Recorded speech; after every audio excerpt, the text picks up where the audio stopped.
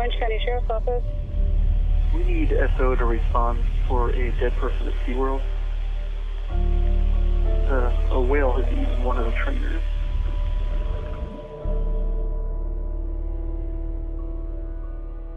He's twice as large as the next animal in the facility. Yeah, he's right at about 12,000 pounds. That's incredible. He looks fantastic.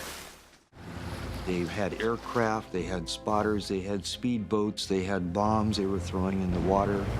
But the orcas had been caught before, and they knew what was going on, and they knew their young ones would be taken from them. But this is the worst thing that I've ever done.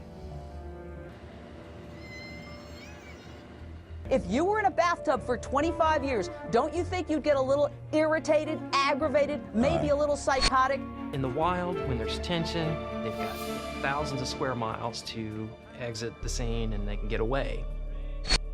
You don't have that in captivity.